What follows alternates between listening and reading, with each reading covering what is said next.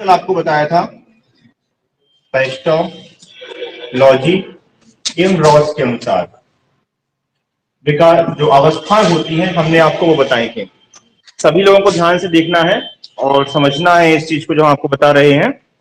देखिए, पेस्टोलॉजी के अनुसार जो कुल अवस्थाएं होती हैं वो कितनी होती हैं? मुख्य रूप से होती हैं 3। ठीक है, और 3 को भी दो भागों में बांट दिया गया है। टोटल कितनी जाती है? 6। पिछली बार तो एग्जाम में पूछा गया था कि पेस्टोलॉजी के अनुसार कुल अवस्थाएं कितनी होती हैं। आपका सही उत्तर उसमें 6 बताया गया था। ठीक है, अब बात करते हैं हम रॉस के अनुसार। रॉस के अनुसार कुल कितनी अवस्थाएं होती हैं? केवल 4। कौन कौन सी होती हैं उसके बारे में हमने आपको कल डिस्कशन पूरा अच्छी तरह से समझा दिया था। आज हम आप लोगों को बता रहे हैं किसके अनुसार? पेस्टोलॉजी के अनुसार विकास की अवस्थाएं। लेकिन इसमें एक महत्वपूर्ण चीज आप लोगों को यह ध्यान देना है कि पेस्टोलॉजी ने कभी भी गर्भावस्था के बारे में अध्ययन नहीं किया है। लेकिन हम आप लोगों को जो अवस्था बता रहे हैं वो हम आपको स्टार्टिंग जो कर रहे हैं वो गर्भावस्था से भी कर रहे हैं। तो गर्भावस्था किसने दी थी? तो आपको याद रखना है, हरलॉक ने दी थी। हरलॉक मैडम थी, महिला थी एक। उन्होंने इसको गर्भावस्था की डेफिनेशन दी थी, गर्भावस्था के बारे में काफी जानकारी दी थी। और साथ में आप लोगों को यह भी याद रखना है कि सबसे पहले मनोविज्ञान जो हम लोग पढ़ रहे हैं, आप लोग पढ़ रहे हैं बाल मनोविज्ञान। ठीक है, तो बाल मनोविज्ञान जो है अब वर्तमान में उसको क्या कहते हैं? हम बाल विकास कहते हैं। तो कब से कहा जाने लगा? मैडम हरलॉक के द्वारा जब गर्भावस्था को भी ऐड कर दिया गया, जब मैडम हरलॉक ने बाल विकास के ऊपर अध्ययन किया, उन्होंने अपनी कुल 11 अवस्थाओं के बारे में वर्णन किया, तो उनके बाद से ही बाल मनोविज्ञान का नाम बदल करके बाल विकास कर दिया गया था। आगे चल के इसके बारे में आपको और बता दिया जाएगा। अभी फिलहाल में आप लोग याद रखना है, हम पेस्टोलॉजी के अनुसार ही सबसे अधिक क्यों परिभाषाएं, क्यों अवस्थाएं पढ़ते हैं। सबसे महत्वपूर्ण बिंदु तो ये बनता है आपका। तो देखिए, यदि उसमें लिखा हुआ आ जाए भारतीय विद्वानों के अनुसार या उसमें लिखा आ जाए पेस्टोलॉजी के अनुसार, एक ही उत्तर है। वो हम आपको बता रहे हैं कि शैशवावस्था जो होती है वो 0 से 6 वर्ष तक की, उसके बाद बाल्यावस्था 6 से 12 वर्ष की, उसके बाद किशोरावस्था 12 से लगा करके 18 वर्ष तक। ये किसके अनुसार कहलाया? पेस्टोलॉजी के अनुसार। और भारतीय विद्वानों के अनुसार भी। क्यों? क्योंकि सारे जितने भी भारतीय विद्वान रहे हैं उन सभी ने किसको समर्थन दिया था? पेस्टोलॉजी को समर्थन दिया था। हालांकि रॉस ने भी दिया था, हालांकि हरलॉक ने भी अवस्थाएं दी थी। तो हम किसी अन्य मनोवैज्ञानिक के अकॉर्डिंग बाद में पढ़ेंगे, पहले पढ़ते हैं हम किसके अनुसार? पेस्टोलॉजी के अनुसार। आपके एग्जाम में भी प्रश्न आपका आता है कि शैशवावस्था कितने समय तक की होती है, उसमें कोई समय नहीं लिखा है। मान लीजिए उसमें समय नहीं लिखा हुआ है और केवल आपको ऑप्शन दे दिए गए हैं, तो आप समझ जाइए कि वो पेस्टोलॉजी के ही अनुसार पूछा गया होगा। क्योंकि बाल विकास की अवस्थाओं का जनक जिसे कहा जाता है उनका नाम क्या है? पेस्टोलॉजी। तो याद रहेगा ना आप लोगों को। चलिए अब बात करते हैं हम गर्भावस्था से। हेडिंग डाल लीजिए आप लोग, गर्भावस्था।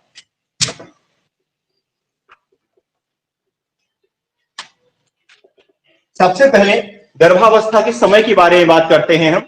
गर्भावस्था का समय कितना होता है? आपको इसे 3 रूपों में याद रखना है। यदि मान लीजिए सप्ताह में आता है तो आपका उत्तर होगा 40 सप्ताह। यदि मान लीजिए माह में आता है, महीने के अनुसार आता है, तो आपको याद रखना है 9 माह और 10 दिन। ये जो हमने आपको 10 दिन लिखे हुए हैं, ये 1-2 दिन कम या ज्यादा आपके ऑप्शन में हो सकते हैं। जैसे 9 माह 7 दिन, 9 माह 8 दिन, 9 माह 9 दिन और 9 माह 10 दिन हो सकते हैं। कारण यह है, कोई महीना 21 का होता है, कोई महीना 30 का होता है, कई बार फरवरी का महीना 28 का हो जाता है ना। तो इस प्रकार से 1-2 दिन का आगे पीछे जाता है। लेकिन फिक्स 9 महीने लिखे हो और 9 महीना 8 दिन लिखा हो ऑप्शन में। मान लीजिए उसमें पूछा गया कि गर्भावस्था का समय कितना होता है सामान्य रूप से, तो आपको लगाना है 9 माह और 10 दिन या 10 दिन के आसपास जो भी दिन हो वो लगाना है। अब बात करते हैं हम दिनों की। केवल दिन दिए गए हैं, उसमें कितने आएंगे? 280 दिन। याद रहेगा आप लोगों को, 280 दिन यानी 40 में 7 का भाग दे देना है। एक सप्ताह में कितने दिन होते हैं? 7 होते हैं। 7 चौको 28, 280 दिन। अब बात करते हैं न्यूनतम और अधिकतम दिनों की। न्यूनतम और अधिकतम। गर्भावस्था का न्यूनतम समय कितना होना चाहिए या गर्भावस्था का न्यूनतम समय कितना होता है, इस चीज को आप लोगों को ध्यान देना है। अब यहां पर आ जाती है महत्वपूर्ण चीज। वो क्या है, ध्यान से सुनना है सभी लोगों को। न्यूनतम का मतलब क्या होता है, कम से कम, यानी गर्भावस्था का कम से कम समय कितना हो सकता है या हुआ है आज तक जो पुराने अध्ययन में। तो याद रखना है आप सभी को 6 माह के बाद। क्या उत्तर होगा, 6 माह के बाद, यानी 6 माह के बाद बालक का जन्म हो सकता है, या 6 माह। उत्तर क्या होगा, 6 माह या 6 माह के बाद। याद रखना है आप लोगों को। इसके बाद कुछ किताबों में आप लोगों को वहां पर 7 माह भी लिखा हुआ मिल जाएगा। कारण क्या है, हम समझा रहे हैं ऐसा क्यों लिखा हुआ मिल जाता है। गलत दोनों में से कोई नहीं है। कम से गर्भावस्था में जो गर्भस्थ शिशु होता है उसको कंप्लीट बनने के लिए कितने दिनों की आवश्यकता होती है, 6 माह। एक माह में कितने दिन होते हैं, 30 दिन। तो 30 से गुणा हम 6 में करेंगे, कितने आ रहे हैं, 180 दिन। यानी बालक जन्म लेगा यदि कम से कम, तो कम से कम वो 180 दिन पूरे कर लेगा, उसके बाद ही वो जन्म ले सकता है। 180 दिन के पहले कभी भी गर्भावस्था का बालक जन्म नहीं ले सकता है। याद रहेगा ना आप लोगों को। अच्छा ठीक है। अब आप ये बताइए, जैसे मान लीजिए हमने किसी बच्चे की उम्र पूछी, मान लीजिए हमने आपकी ही उम्र पूछी, आपने कहा सर हम 21 साल के हो चुके हैं। आपने कहा सर हम 21 साल के हो चुके हैं, और आप ये भी हो सकते हैं सर हम 22वीं साल में चल रहे हैं। एक ही बात कहलाए कि नहीं कहलाएगा। 21 साल का पूरा होने का मतलब क्या है, क्या 22 साल में चल रहे हैं। वहीं आपको याद ध्यान देना है 6 माह का पूरा होना आवश्यक है। 6वें महीने में बच्चे का जन्म नहीं हो सकता है, बल्कि 6वें महीने के बाद होगा या 6 माह के बाद। तो 7वें माह में तो ही जन्म कहलाया कि नहीं कहलाया। तो यहां पर दोनों ऑप्शन सही है, बस आपको प्रश्न को समझना है कि किस प्रकार से पूछा गया। याद रहेगा, दिन में पूछा गया हो कितना रहेगा आपका, या हाँ दिन में पूछा गया होगा आपका 180 दिन आपका सही उत्तर होगा। अब बात करते हैं हम अधिकतम दिनों की। अधिकतम दिन कितने होने चाहिए, सुनिए 11 हो सकते हैं, होने चाहिए नहीं, हो सकते हैं 11 माह। 11 माह को यदि हम दिनों में कर ले जाते हैं तो कितने दिन होते हैं, ये बस सीधी सी बात, आपको 30 का गुणा कर देना है। कितने हो रहे हैं, 330, यानी 330 दिन आपका ऑप्शन हो सकता है। याद रहेगा, क्लियर हो गया। चलिए आगे बढ़ते हैं। अब बात करते हैं हम, उतर चुका है ना, बार बार नहीं कहेंगे, हम उतारिए। अगला प्रश्न आपका आता है कि गर्भावस्था को कितने भागों में बांटा गया है। गर्भावस्था को कितने भागों में बांटा गया है, चलिए तो लिख लीजिए गर्भावस्था को कुल 3 भागों में बांटा गया है। गर्भावस्था को 3 भागों में बांटा गया है। बिटा रहे हैं हम इसको।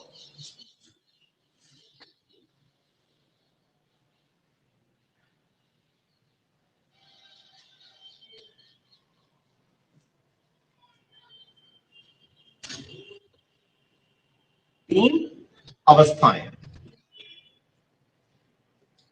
कौन कौन सी अवस्थाएं होती हैं, हाँ बोलिए। हाँ हाँ हाँ, बिल्कुल सही उत्तर दिया आपने। डिंबावस्था, दूसरे नंबर पे आता है आपका पिंडावस्था, और तीसरे नंबर पे आता है आपका भ्रूणावस्था।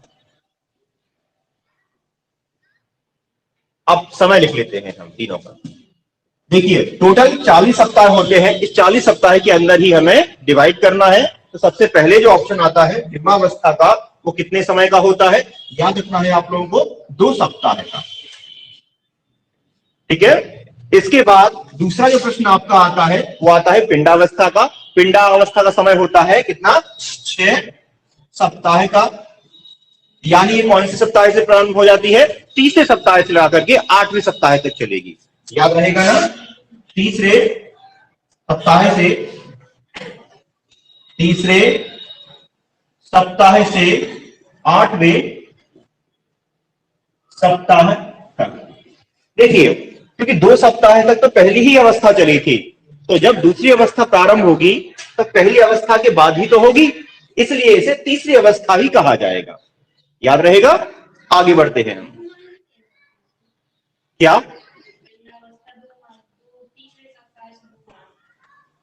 हाँ, हम ऐसा कह सकते हैं, लेकिन सप्ताह में याद रखिए, याद करने में सुविधा होगी आपको।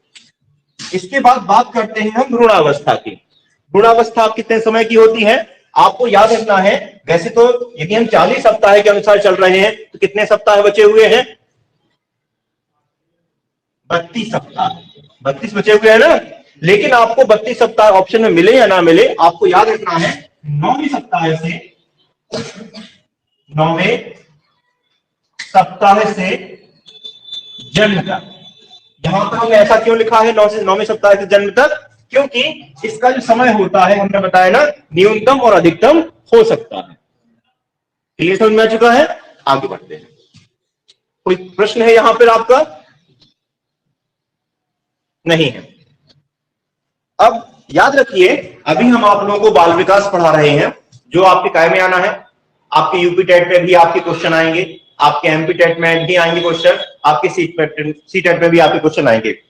लेकिन अच्छी बात यह है कि महिला पर्यवेक्षक का जो एग्जाम होता है उसमें बाल विकास बहुत अधिक पूछी जाती है, और सर्वाधिक जो प्रश्न बनते हैं वो गर्भावस्था से ही बनते हैं। यानी टीईटी में इतने क्वेश्चन गर्भावस्था से नहीं आते हैं जितने कि आपकी महिला पर्यवेक्षक, जो आंगनवाड़ी से ऊपर का जो पद होता है, जिसे हम सुपरवाइजर कहते हैं, उसके। और उसमें अच्छी बात यह होती है महिलाओं के लिए कि उसका फॉर्म तो पुरुष डाल ही नहीं सकते हैं, वो सिर्फ और सिर्फ महिलाओं के लिए होती है। और संभावना ऐसी है कि आपके एमपी टीईटी 2022 में होने के बाद आपकी महिला पर्यवेक्षक की वैकेंसी भी आएंगी, तो उसमें इस प्रकार के प्रश्न आपके अधिक आते हैं। तो आप लोग उस चीज को अच्छी तरह से समझिए। यहां तक क्लियर हो गया ना? चलिए, पहली अवस्था हम आपको समझाते हैं, पहले समझना है, उसके बाद में आप लोगों को लिखना है। डिंबावस्था जो होती है, कैसी होती है, किस प्रकार से वर्क करती है? तो होता क्या है कि मादा युग्म के अंदर जब नर युग्म का प्रवेश हो जाता है, इसे कहा जाता है निषेचन। ठीक है? निषेचन जो होता है, इसमें जो नर युग्म होता है, इसमें हल्के हल्के रेशे होते हैं। क्या होते हैं? हल्के हल्के इसमें रेशे होते हैं, और इसके पास जीवित रहने के लिए केवल 2 सप्ताह का ही समय होता है। इसे 2 सप्ताह के अंदर जो मादा युग्म है, इसकी भीतरी दीवार के अंदर, ठीक है, अपने जो बॉन्ड होते हैं वो स्थापित करना पड़ते हैं। बंध रेशे जो होते हैं उसे मादा युग्म के साथ में जोड़ना पड़ते हैं, ताकि माता के गर्भ से इसे पोषक तत्व मिलना प्रारंभ हो जाए, और ये जो भ्रूण की प्रक्रिया है, गर्भ की प्रक्रिया है, वो आगे बढ़ सके। यदि ये ऐसा करने में असफल हो जाता है तो गर्भपात हो जाता है, यानी पहली ही अवस्था में गर्भपात हो जाता है। लेकिन इस अवस्था में गर्भपात होने की संभावना बहुत ही कम होती है। याद रखना है, इस अवस्था में गर्भपात होने की संभावना बहुत ही कम होती है। हम आपको डीपली पढ़ा रहे हैं, इसलिए समझते पूरा जाना है। लिखवाएंगे हम आपको केवल टीईटी लेवल का, लेकिन समझना पूरा है, ताकि महिला पर्यवेक्षक का भी यदि आप एग्जाम देते हो तो आपको समझ में पूरा आ जाए। इसमें क्या होता है, यदि कोई महिला को कोई कमी है, कोई बीमारी है, या पुरुष में कोई कमी है, तभी उस कंडीशन में इस अवस्था में गर्भपात होता है, अन्यथा इस अवस्था में गर्भपात नहीं होता है। एक प्रश्न आपको याद रखना है, गर्भावस्था में गर्भपात होने की संभावना किस अवस्था में अधिक होती है? तो वो है आपकी पिंडावस्था। क्यों होती है, आगे हम आपको वो भी बता रहे हैं। वह कौन सी अवस्था है जो गर्भावस्था का सबसे नाजुक काल कहलाता है? आपकी पिंडावस्था ही कहलाएगी। ठीक है ना? इस अवस्था में गर्भपात होने की संभावना सबसे अधिक होती है। क्यों होती है, आगे हम आप लोगों को बताने वाले हैं। तो बात करते हैं हम यहां पर, जो नर युग्म होता है ये मादा युग्म के अंदर प्रवेश कर जाता है, और 2 सप्ताह का समय होता है इसके पास अपने रेशे को स्थापित करने के लिए, और ये अधिक कुछ ही वर्क नहीं करता है। यहां पर जो बालक है, यानी बालक का निर्माण प्रारंभ नहीं हुआ। बालक का निर्माण किस अवस्था से प्रारंभ हो जाता है? पिंडावस्था से। ये रेशे लगभग अपने 10 दिन में स्थापित कर लेता है, यानी 2 सप्ताह के पहले स्थापित कर लेता है। इसलिए कई स्थानों पर आप लोगों को यह प्रश्न मिल जाएगा कि बालक गर्भावस्था में बालक का निर्माण प्रारंभ हो जाता है, उत्तर में लिखा होगा आपका 10 दिन। इसका मुख्य कारण यही होता है कि 2 सप्ताह का समय होता है इसको मादा युग्म के अंदर नर युग्म को स्थापित करने में। इसीलिए उसका उत्तर 10 दिन या 10 दिन के आसपास, 10, 11, 12 आपको मिल जाता है। लेकिन लगभग कितना होता है? 2 सप्ताह, यानी 7 दूनी 14 दिन। याद रहेगा ना? जो मादा योनि होती है इसकी भीतरी दीवार को क्या कहा जाता है? याद रखना है, ये भी आपको कई बार उसमें लिखा रहता है, प्लेसेंटा, इंग्लिश वर्ड है ये, प्लेसेंटा। प्लेसेंटा को ही हिंदी में कहा जाता है अपरा, और इसका संस्कृत नाम होता है आंवल। आंवल। तो आपको तीनों लैंग्वेज में हमने आपको लिखवा दिया, याद रहेगा इतना। अब बात करते हैं पिंडावस्था की। सीधी सी बात, आप हमें एक बात बताइए, जब भी हम किसी भी चीज को चिपकाते हैं, चाहे वो फेविकॉल से चिपकाएं या किसी अन्य चीज से चिपकाएं, गोंद से चिपकाएं, तो जब तक वो मजबूती से चिपक ना जाए, जब तक वो मजबूती से जुड़ ना जाए, तब तक उसके अलग होने की संभावना रहती है कि नहीं रहती है? ठीक उसी प्रकार जब नर मादा युग्म के अंदर जब नर युग्म प्रवेश करता है और जब अपने बॉन्ड स्थापित करता है, और जब तक वो बॉन्ड मजबूती के साथ ना चिपक जाएं, तब तक उसके बाहर निकलने की संभावना अधिक रहती है। इसीलिए इस अवस्था में माता को किसी भी प्रकार से शारीरिक, मानसिक और भावनात्मक आघात लगने पर गर्भपात होने की संभावना सर्वाधिक होती है। सुन के ना आप लोग, शारीरिक तो जानते ही हैं आप, कोई धक्का मुक्की लगना, कोई वजन उठा लेना या कोई चोट लग जाना पेट में, इस प्रकार से। मानसिक और भावनात्मक जानते हैं ना आप लोग, मानसिक मतलब कोई टेंशन नहीं देना है, ठीक है ना, भावनात्मक आघात नहीं लगना चाहिए। यदि मान लीजिए माता जी कह रही हैं कि हमें तो घूमने जाना है, तो घूमने ले जाओ, समझ गए ना आप लोग। चलिए आगे बात करते हैं, हम समय लिखवा दिया हमने आप लोगों को। बात करते हैं भ्रूणावस्था के बारे में, पहले समझाना प्रारंभ कर देते हैं। यहां पर यानी पिंडावस्था से ही बालक का विकास जो है वो कैसा हो गया? प्रारंभ हो गया है। उसकी आंखें बनना प्रारंभ हो जाती हैं, त्वचा बनना प्रारंभ हो जाती है, यानी मांस का पिंड बन के तैयार रहता है, इसीलिए इसे पिंडावस्था कहते हैं। एक चीज और याद रखना है आप लोगों को, गर्भावस्था में हमने आपने कुछ देर पहले बताया था, यानी कल हमने आप लोगों को बताया था, कल परसों में, कि गर्भावस्था में कौन सा विकास सिद्धांत काम करने लगता है, यानी कौन सा विकास सिद्धांत लागू हो जाता है। तो हमने आपको बताया था मस्तकालोमुखी विकास सिद्धांत, जिसे शिरस्त्र प्रदानोन्मुख भी कहते हैं। यानी गर्भावस्था में बालक कैसे बनता है? सिर से पैर की ओर, ये याद रखना है आप लोगों को। चलिए इतना क्लियर होगा। अब बात करते हैं हम भ्रूणावस्था। भ्रूणावस्था में बालक क्या होता है? भ्रूण बन जाता है। मांस के पिंड का अब वो धीरे धीरे भ्रूण का रूप ले लेता है, भ्रूण का रूप लेगा, धीरे धीरे उसका विकास होता है, और परिपक्व कब बन जाता है? बालक परिपक्व कब हो जाता है? अभी हमने थोड़ी देर पहले आपको बताया था कि कम से कम 6 माह तो होना ही चाहिए, ठीक है ना। तो बालक जो होता है वो लगभग 6 माह में परिपक्व यानी पूरा हो जाता है। हालांकि उसको पूरा कंप्लीट तैयार होने में 9 माह का ही समय लगता है, लेकिन यदि मान लीजिए 6 माह का बालक है और उसका जन्म हो गया है, तब भी उसके जीवित रहने की संभावना अधिक रहेगी, ठीक है ना। मतलब क्या क्वेश्चन? चलिए तो याद रखना है आपको। लेकिन क्वेश्चन इस प्रकार से आता है, यदि मान लीजिए कोई बालक का जन्म 6वें माह में होता है, 7वें माह में होता है, 8वें माह में होता है, या 5वें माह में होता है, तो बताइए किस अवस्था में बालक के जीवित रहने की संभावना सबसे अधिक होती है?